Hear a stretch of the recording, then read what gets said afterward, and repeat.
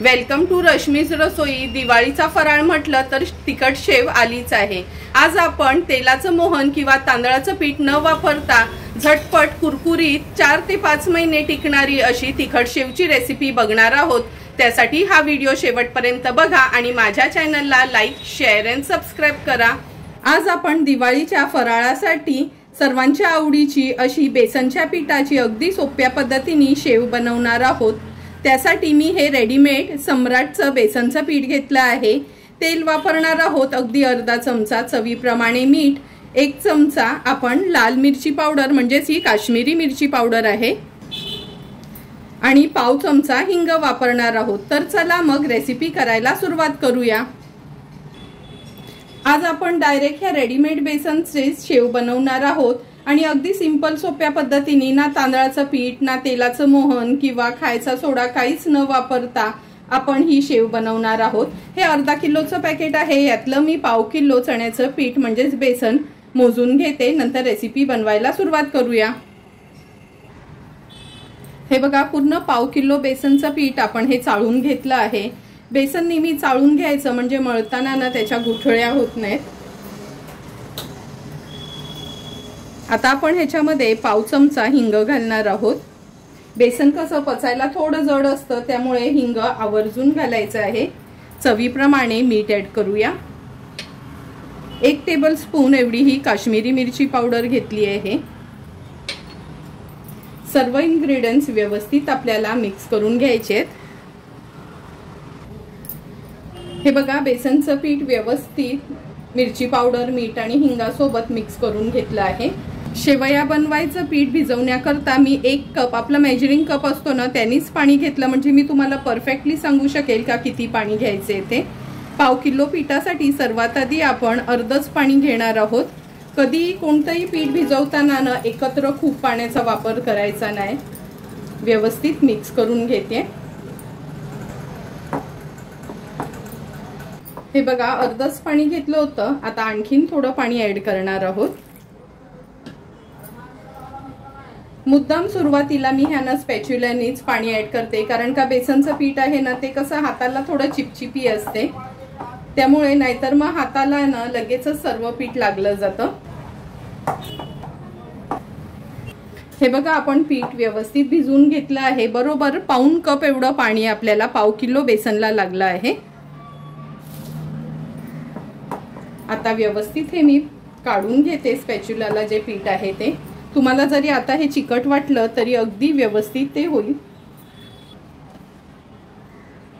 आता या स्टेजला आपण अर्धा चमचा तेल हे बघा असं हातावर घेतलं आहे। हाताला व्यवस्थित चोळून घ्यायचं आणि ह्या बेसनच्या पिठाचा गोळा तयार करून घ्यायचा आहे।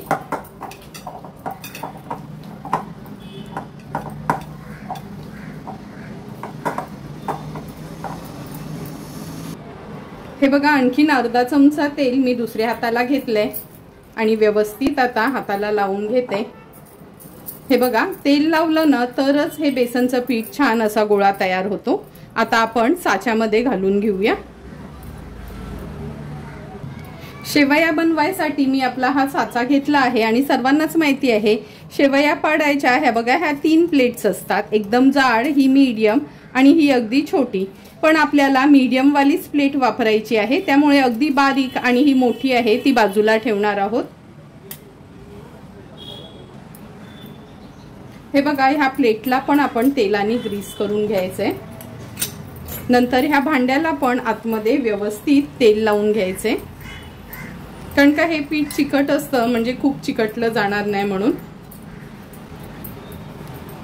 आता हे भांड मी ह्याला जॉईन करून घेते।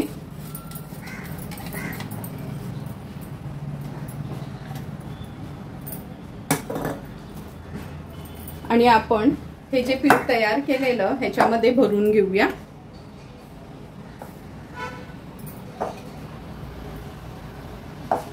तुम्ही बघितलं असेल, खूप जास्त पीठ मळायची वगैरे पण गरज नाही, व्यवस्थित फक्त भिजवून घ्यायचं बस।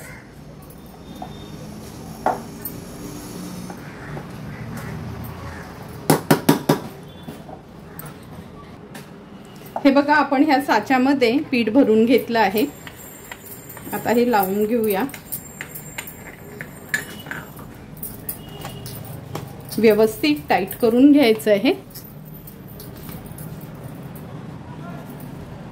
हे बघा पूर्ण पीठ एका वेळेस या भांड्यामध्ये राहिलं आहे। तेल पण गरम झालं, लगेच शेवया पाडायला घेऊया। तेल पण छान गरम करून घेतलं आहे। गॅसची फ्लेम मी आता मीडियम वर ठेवते आणि डायरेक्ट ह्या शेवया आपल्याला तेलातच सोडायच्या आहेत। लास्टला हे बघा अशी उलट फिरवायचं, म्हणजे जे पण एक्स्ट्राच आहे ना ते आतमध्ये जाते।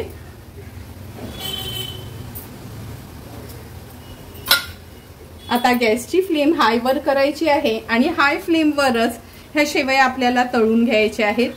अगदी 10 सेकंडसाठी एक बाजू आपल्याला ही अशीच ठेवायची आहे। 10 ते 12 सेकंड झाले आहेत। आता ही शेव आपण पलटून घेणार आहोत आणि अगदी 1-1.5 मिनिटासाठीच उलटपालट करून हाय फ्लेम वरच तळायची आहे। लो फ्लेम वर अजिबात तळू नका। हाय फ्लेम वर ही शेव तळली तर छान क्रिस्पी होते आणि ऑइली पण होत नाही। जोपर्यंत आपल्याला अशी ही शेव कडक लागत नाही तोपर्यंत उलटपालट करून आपण ही व्यवस्थित तळून घ्यायची आहे। अशी गोल फिरवली का सर्व बाजूनी त्याला व्यवस्थित तेल लागतं।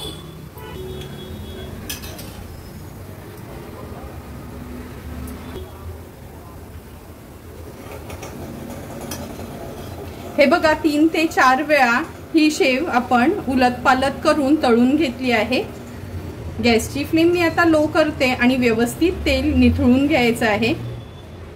किती सुंदर अशी आपली ही शेव तयार झाली आहे। हे जे पण एक्स्ट्राच्या शेवयांचे तुकडे आहेत तेव्हाचे तेव्हाच काढून घ्यायचे आहेत।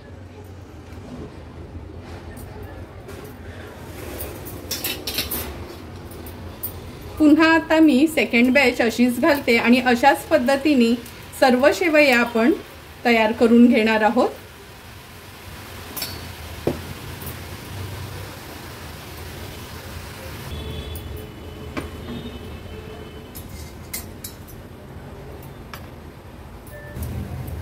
तुम्ही बघू शकता एक एक करून पाव किलोची शेव अगदी 10 मिनिटाच्या आतच आपली ही तयार झाली आहे।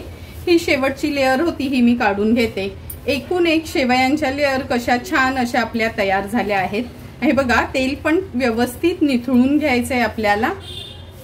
सुंदर अशा आपल्या ह्या तिखट शेवया तयार झाल्या आहेत। आता तयार झालेली ही तिखट शेव आपण सर्विंग प्लेट मध्ये सर्व करणार आहोत। तुम्ही बघू शकता किती सुंदर अशी आपली ही बेसनची झटपट शेव तयार झाली आहे। ना तांदळाचं पीठ ना तेलाचं मोहन काहीच न वापरता सिंपल अगदी सोप्या पद्धतीने कुरकुरीत अशी ही आपली बेसनची शेव तयार झाली आहे। तुम्हाला पण जर मी बनवलेल्या ह्या दिवाळी स्पेशल फराळाची शेवयांची रेसिपी आवडली असेल तर तुम्ही पण माझ्या पद्धतीने नक्की एकदा तरी या शेवया ट्राय करा आणि मला कमेंट करून सांगा की तुम्ही बनवलेल्या ह्या शेवया कशा झाल्यात ते। जर तुम्हाला मी बनवलेल्या ह्या शेवयांचा व्हिडिओ आवडला असेल तर नक्की माझ्या चॅनलला तुम्ही लाईक, शेअर अँड सबस्क्राइब करा। Thank you for watching my video.